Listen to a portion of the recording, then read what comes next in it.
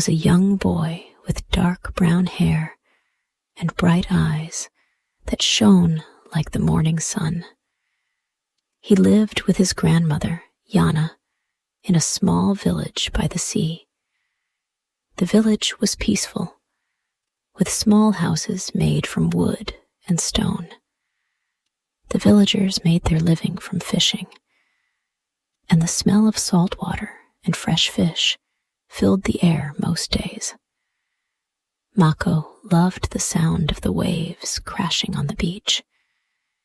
It made him feel calm, like the world was at peace. But lately, things had been different. Mako had noticed that his grandmother, Yana, seemed tired. She was not as strong as she used to be. Mako would often see her sitting by the window, staring out at the sea with a distant look in her eyes.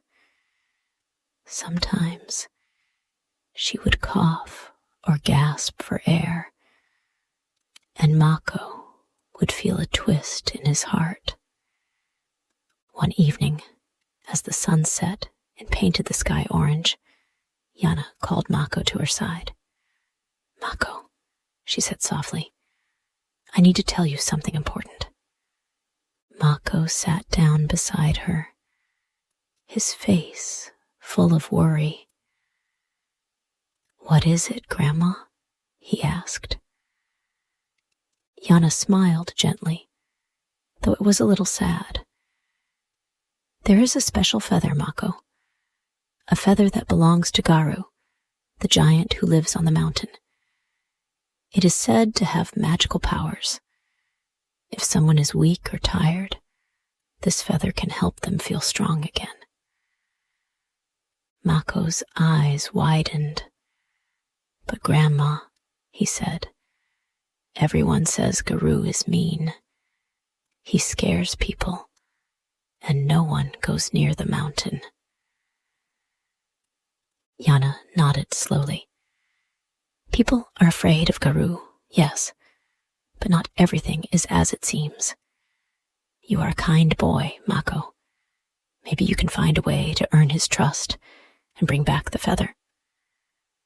Mako felt a mix of fear and hope.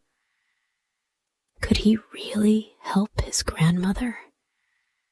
Could he get the giant's feather? He didn't know, but he knew he had to try. The next morning, Mako set out to speak to the villagers. They had all heard of Garu, and each person had a different story to tell. He first visited Old Man Taro, who was sitting outside his house cleaning his fishing net. "Old Man Taro," Mako said, "my grandmother is very weak.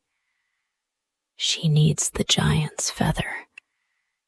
Do you know how I can get it?" Old Man Taro looked up at Mako, his face serious.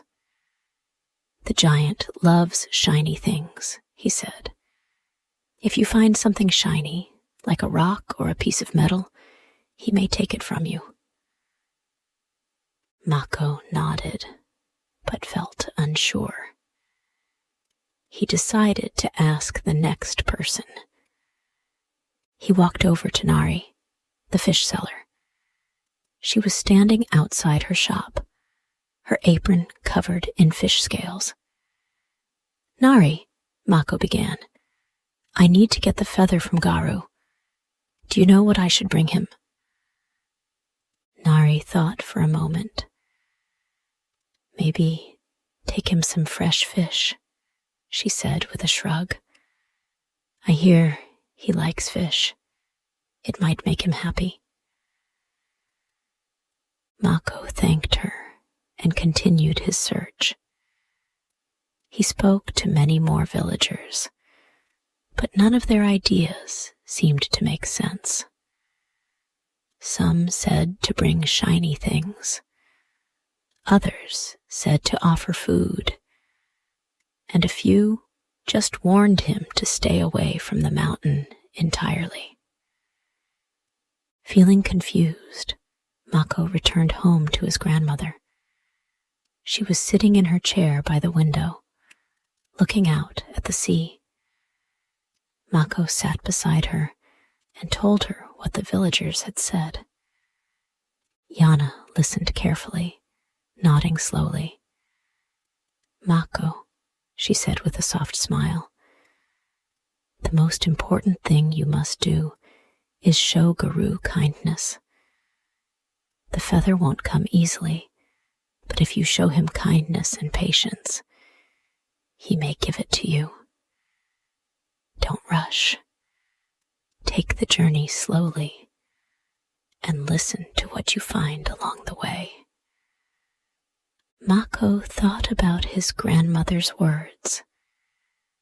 He wasn't sure what kindness would do to change Garu's heart, but he was willing to try. He kissed his grandmother's cheek and promised, "I'll do it, Grandma. I'll find a way." The next day, Mako woke early. The sun had not yet risen, and the air was cool with the smell of salt and earth. He packed a small basket with gifts: fresh fish from the sea, shiny shells he had collected from the beach, and a small cake that his grandmother had baked.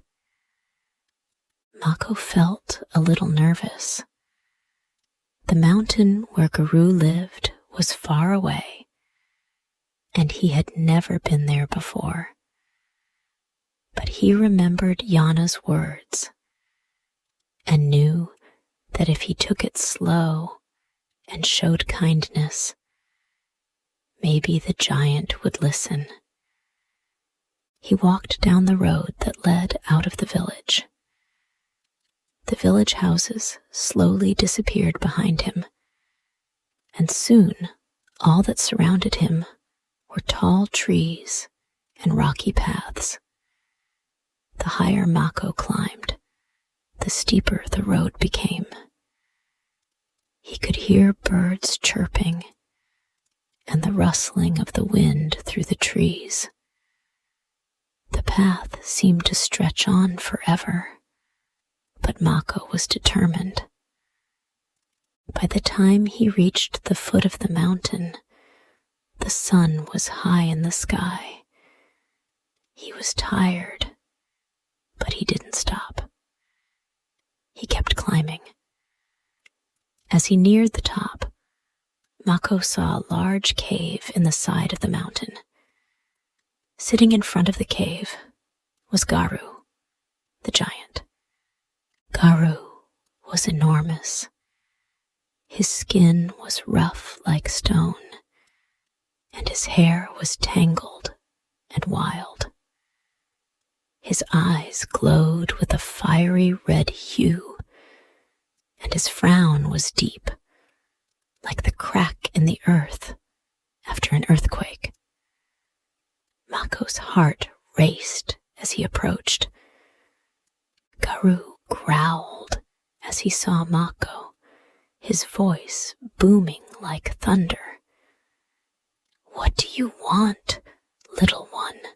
he asked, his voice rough. Mako didn't run. Instead, he took a deep breath and stepped forward. He held out the basket of gifts, his hands shaking slightly.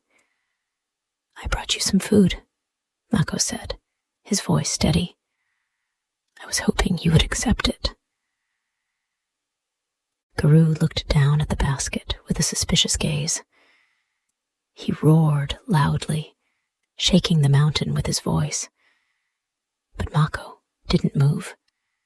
He stood still, watching Guru's every move. After a long moment, Guru's roar softened. His sharp eyes narrowed as he sniffed the air, noticing the smell of fresh fish and cake. He growled quietly, but didn't move to attack. Instead, he just stared at Mako. Mako slowly placed the basket on a nearby rock, then stepped back. "I'll leave this here for you," he said softly, "and I'll come back tomorrow." Garou watched him as he left, still unsure about the small boy. But something about the way Mako didn't run away, something about his kindness, seemed to calm the giant, if only a little. Over the next few days, Mako returned to the mountain each morning, bringing new gifts: shiny shells, sweet-smelling flowers, and more fish. Each time, Garou roared less and less. The giant watched Mako with curious eyes, but he never attacked. Mako, though nervous, kept his promise to show kindness. He didn't run away, even when Garou's roars echoed through the mountain. He just placed his gifts carefully and stepped back, always calm and patient. He could feel the warmth of the sun on his back, and with each visit, he noticed something changing. Garou didn't seem as scary anymore. By the 7th day, Mako had grown brave enough to sit down a little closer to Garou. The giant's roar was gone, replaced by a quiet silence. Garou looked at Mako for a long time, and Mako decided it was time to speak. "Grandmother is sick," Mako said, his voice soft but clear. "She needs the feather. Can you help me, Garou?" For the first time, Garou didn't roar or growl. He just sat there, his eyes fixed on Mako. He seemed to be listening. Mako returned to the mountain every day, always bringing gifts and sitting quietly near Garou. As the days passed, Garou began to show small signs of change. The giant no longer roared at the sight of Mako, and his sharp eyes softened. He no longer growled when Mako approached. Instead, Garou would watch him with an almost curious expression, like he was trying to understand the boy. Mako didn't rush Garou. He simply sat quietly near the giant, offering the gifts with patience. He never pushed Garou to speak or do anything. He just kept coming back, day after day, with new food, shells, or sometimes just a kind word. Slowly, Garou seemed to get used to Mako's presence. One morning, Mako arrived at the mountain earlier than usual. He had a new gift for Garou: his grandmother's cake, a soft and sweet treat made with honey and berries. He carefully placed it on a rock in front of the giant and sat down a little farther away than usual. Garou watched the cake for a moment, then looked at Mako. For a long time, there was silence between them. Mako's heart beat loudly in his chest. He knew that he had to be patient, that this might take more time. After what felt like forever, Garou finally spoke. "You keep coming back," the giant said, his voice much softer than before. "Why do you come? You bring food? Yes. But what do you want from me?" Mako smiled a little, then shook his head. "I don't want anything from you, Garou. I only want to help my grandmother. She's very sick, and she needs the feather. I just thought maybe you could help." Garu's eyes widened slightly. He looked at Mako for a long moment, as if weighing the boy's words. Finally, Garu let out a low grunt and said, "Your grandmother is sick, you say? Why don't you ask her for the feather?" Mako hesitated, but then he answered quietly. "She told me that the feather could help her, but only you can give it to me. She said, I must earn your trust." Garu said nothing for a moment. Then, with a small sigh, he looked at the basket of gifts. He reached out slowly and picked up the cake. He sniffed it, his large nose filling with the sweet smell. Then, surprisingly, he took a small bite. Mako watched him carefully, holding his breath. The giant chewed slowly, and when he swallowed, he looked at Mako again. "You are not like the others," Garu said, his voice quiet but thoughtful. "The others feared me, ran from me. You, boy, you bring kindness. That is unusual." Mako nodded, feeling relieved. "I don't want to hurt you, Garu. I just want to help my grandmother." The giant looked at Mako for a long time before speaking again. "I will think about what you ask, but I must know you truly mean it, boy. You must show me that you are not like the others." Mako nodded eagerly. "I will show you. I will come every day until you trust me." Days passed, and Mako continued to visit Garu every morning. He kept bringing new gifts, each one carefully chosen. Sometimes it was fresh fish, sometimes a beautiful shell from the beach, and sometimes just a simple gesture, a smile, a word of kindness. Gradually, Garu began to open up. He would let Mako sit closer, though still at a distance. The giant seemed to listen more intently as Mako spoke of his grandmother, of the village, and of his life by the sea. In return, Garu shared small bits of his own life, the loneliness of living on the mountain, the long years he had spent alone, and the few visitors who had dared to come near his cave. One morning, Mako arrived as usual, but this time, something was different. Garu was standing by the cave, looking down the mountain as if waiting for Mako.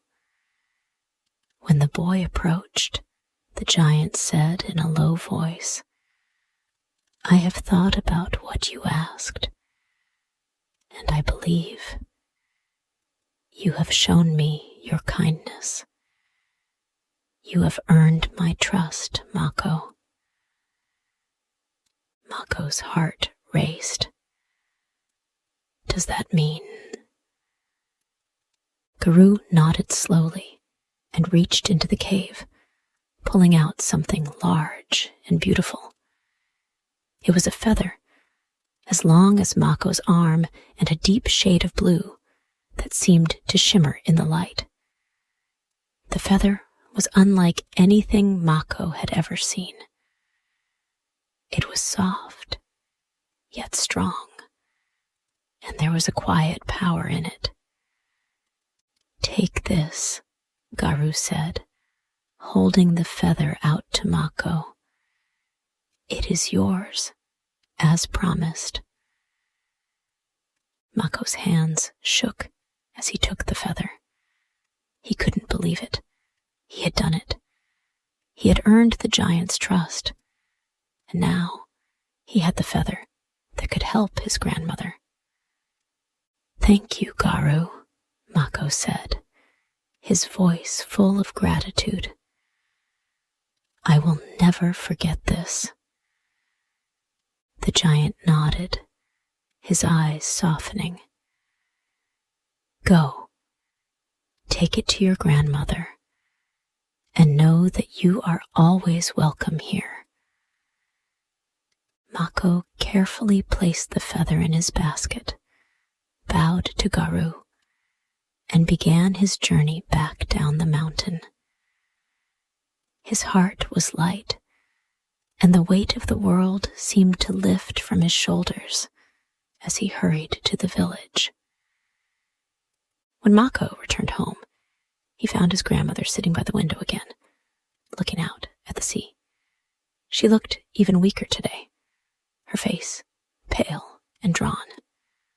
Mako rushed to her side and held out the feather. "Grandma," Mako said, his voice trembling with excitement. "I got it. The feather from Garu. It's going to help you." Yana looked at the feather with wide eyes, her face softening in surprise. You did it, Mako?" Mako nodded, his smile full of warmth. "Yes. Garu gave it to me. He trusts me now."